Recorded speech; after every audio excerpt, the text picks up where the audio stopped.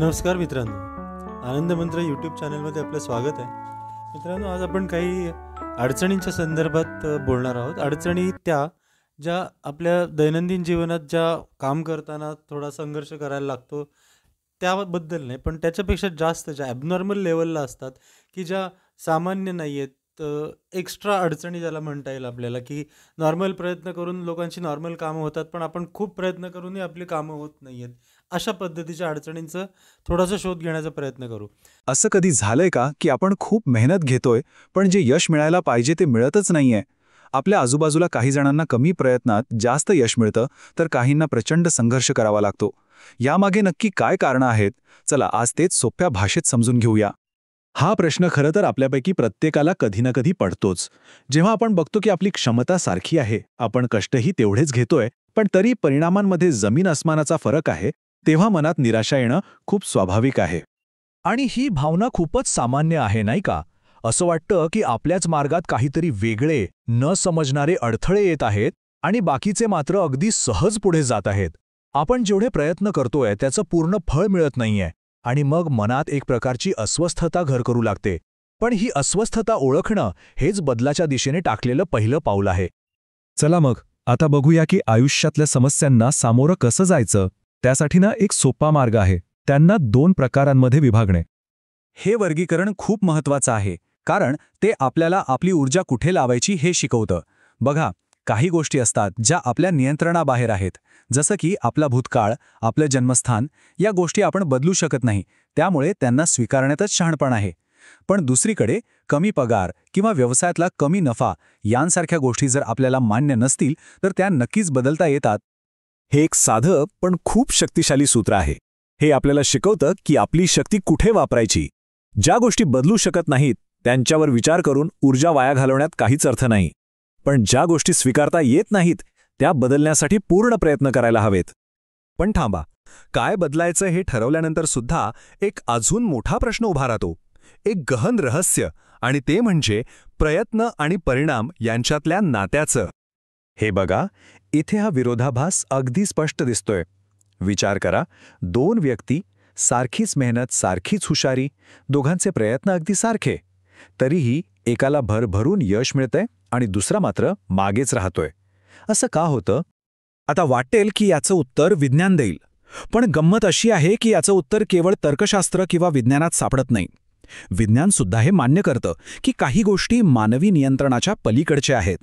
उदाहरणार्थ, हवामानाचा 100% अचूक अंदाज कोणीच लावू शकत नाही. क्वांटम फिजिक्समध्ये तर असंही दिसतं की फक्त एखाद्या गोष्टीचं निरीक्षण केल्यानेही तिचा परिणाम बदलू शकतो. या सगळ्यावरून एक गोष्ट तर स्पष्ट होते, आपल्या प्रयत्नांच्या पलीकडेही काहीतरी आहे जे परिणामांवर प्रभाव टाकतं. मग याचं उत्तर कुठे मिळेल?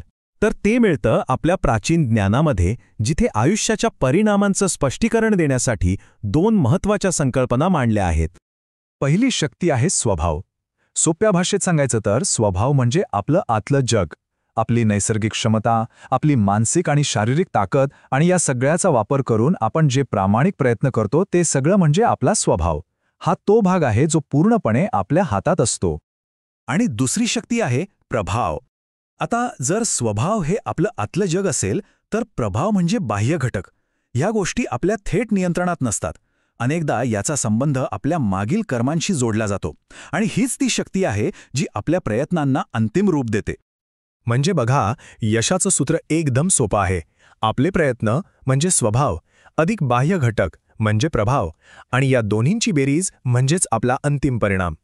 म्हणूनच सारखे प्रयत्न करूनही परिणाम वेगवेगळे येतात, कारण प्रत्येकाचा प्रभाव हा वेगळा असतो. तर मग आता खरा प्रश्न हा आहे की या दोन्ही शक्तींवर आपण काम करू शकतो का? आणि याचं उत्तर आहे हो, नक्कीच करू शकतो.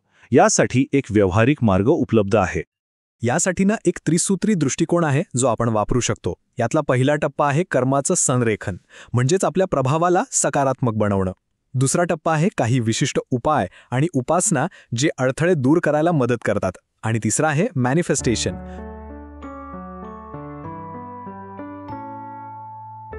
म्हणजे आपल्या विचारांच्या शक्तीने आपल्या प्रयत्नांना अधिक प्रभावी बनवणं. कर्माचं संरेखन म्हणजे काय? तर सोप्या भाषेत आपल्या प्रभावाला पॉझिटिव्ह बनवणं. आणि हे काही खूप अवघड नाहीये, हे आपल्या रोजच्या वागण्यातूनच सुरू होतं.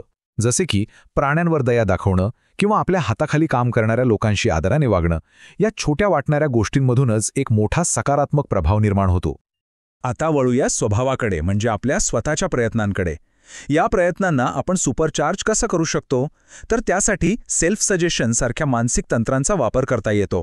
यात स्वतःच्या मनाला सकारात्मक सूचना देऊन आपल्या कामात अधिक ऊर्जा आणि लक्ष केंद्रित करता येतं, ज्यामुळे आपल्या प्रयत्नांची ताकद अनेक पटींनी वाढते. हे सगळं समजून घेण्यासाठी ज्योतिषशास्त्रासारख्या प्राचीन ज्ञानाकडे आपण फक्त भविष्यवाणी म्हणून बघायला नको, तर एक मार्गदर्शक म्हणून बघायला हवं. हे एक वाक्य आहे जे या ज्ञानाचं सार सांगतं. याचा उद्देश भविष्य सांगणं हा नाहीये, तर जेव्हा आपण अडचणीत असतो, गोंधळलेलो असतो, तेव्हा आपल्याला एक दिशा दाखवणं हा आहे. हे आपल्याला आपल्या प्रभावाच्या अदृश्य शक्तीला समजून घेण्यास आणि त्यावर योग्य काम करण्यास मदत करते.